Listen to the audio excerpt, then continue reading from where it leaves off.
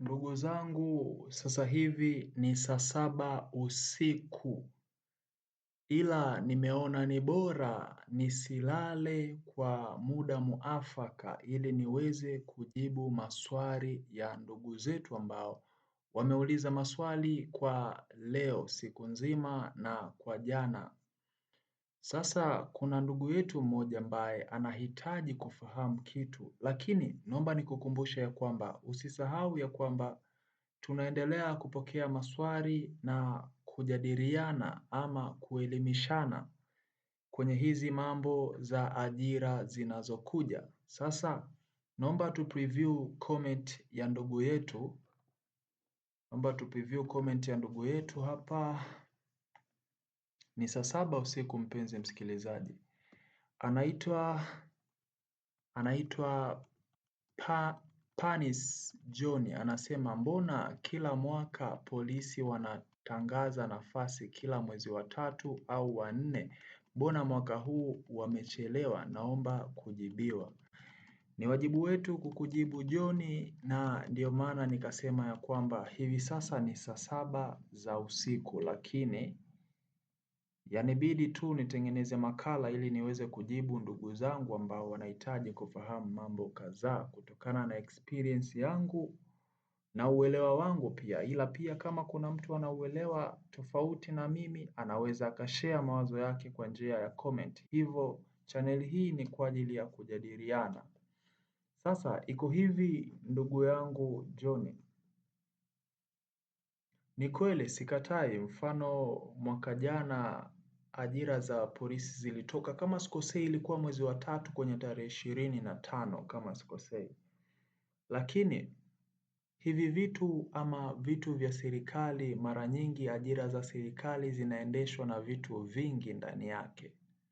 Umenielewa? Kuna mipango ya budget imekaaje, alafu pia kuna mahitaji ya jeshi husika. Umenielewa? Kwa maana hiyo kila kitu kinachoendeshwa kwenye serikali kinaendeshwa na mipango.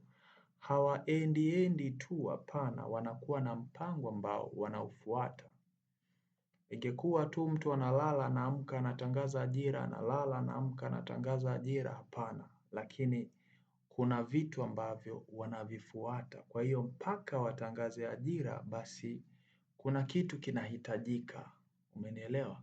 Sasa kwa swali lako, nadhani kama umenisikiliza nilivyokuelezea, basi utaelewa kwa nini sasa hivi awamu hii wamevuta kidogo. Kuna sababu za kibudget na kuna sababu tofauti tofauti, mfano uhitaji wa askari kadhaa kwa muda fulani. Kwa maana hiyo kuna vitu vingi ambavyo wanakuwa wanaviangalia, lakini cha kushukuru Mungu ni kwamba tayari bungeni tayari walitangaza kwamba kutakuwa kuna nafasi 10,919.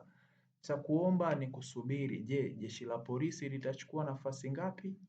Jeshi la uhamiaji litachukua nafasi ngapi kati ya hizo? Kwa maana hiyo cha kukusihi wewe ni kuandaa taarifa zako vizuri. Kama ulidelay sana kutuma maombi kwa kipindi kilichopita, basi hakikisha awamu hii unatuma maombi mapema. Watu wengi wanacomplain sana, alafu ukija ukamuuliza mtu anakwambia nimetuma maombi wiki ya mwisho. Jitahidi sana siku 2, siku ya kwanza ya pili umetuma. Yaani kama mtandao siku ya kwanza utakuwa unasumbua, basi hakikisha siku ya pili umetuma maombi.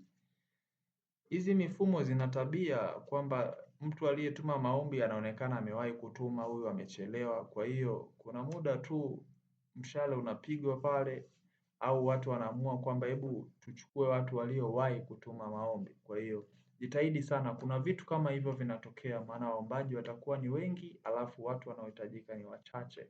Asante kwa kunisikiliza, naomba nikutakie usiku mwema kwa wewe ambaye sasa hivi utasikiliza hii makala kwa usiku huu. Kwa wewe utasikiliza kesho ama siku nyingine, basi tuendelee kuwa pamoja na channel yetu Ajira Update. Asante.